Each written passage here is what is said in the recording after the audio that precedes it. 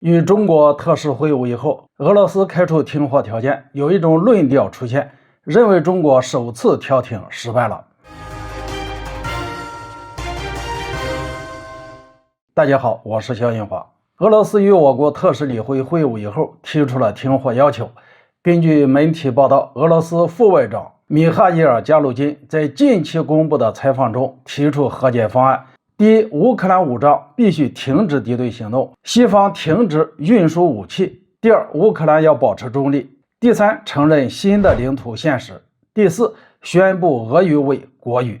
很显然，这是俄方针对乌克兰危机开出的停火要求。这番话是说给乌克兰政府听的。面对俄罗斯开出的条件，乌克兰方面直接拒绝。此外，乌克兰总统办公室宣布了自己的要求清单，包括让俄军立即从乌克兰境内撤出、引渡战犯、在俄罗斯领土内设置缓冲区以及战争赔偿等一系列的条件。显然，俄乌双方已经杠上了，开出的停火条件真是一个比一个狠。按照这种条件，双方完全不可能和谈，只有彻底打趴一方，分出个你死我活才行。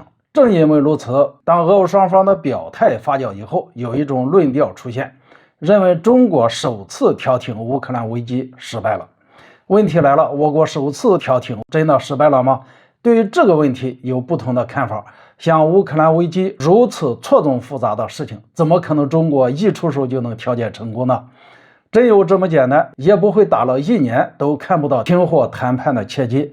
更何况，我国派出的理会特使远赴乌克兰等欧洲5国访问，其目的也不是强行推动俄乌和谈，本质上还是为了听取各方面的意见和想法，然后尽可能考虑各方利益的前提下，再把各方力量拉到谈判桌上来，希望最终完成和谈。出于上述考虑，中国特使这次出访只不过是试一试水罢了，主要目的还是要搞清楚关于政治解决乌克兰危机的难点以及各方的利益诉求，然后带回国，让我国高层有着更为清晰、准确的判断，从而为下一轮谈判做一下铺垫。这么清晰的事情，这种论调为什么还会出现呢？我认为这与西方媒体的炒作是有很大关系的。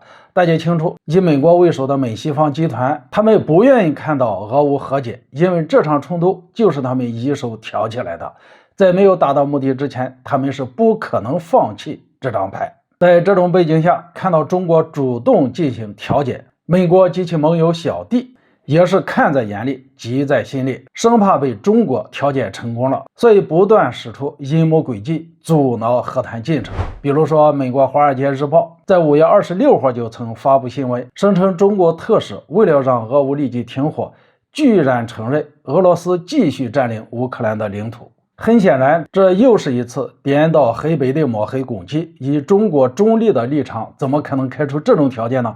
这完全不符合中国的立场。只能说，美国媒体为了抹黑中国，什么样的谎言都可以凭空捏造出来。但好在乌克兰外长库列巴及时帮我国辟谣。根据媒体报道，库列巴在其社交媒体上表示，已经与几个欧洲国家的外交官核实情况，没有人证实曾与中国讨论过这件事。此外，他强调乌克兰将继续作为对话者与中国保持沟通。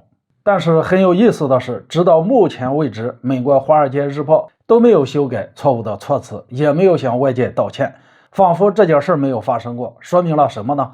不仅说明了美国媒体丝毫没有职业道德，更加凸显出他们极力破坏俄乌和谈进程的野心。好了，今天就说到这里，咱们下次见。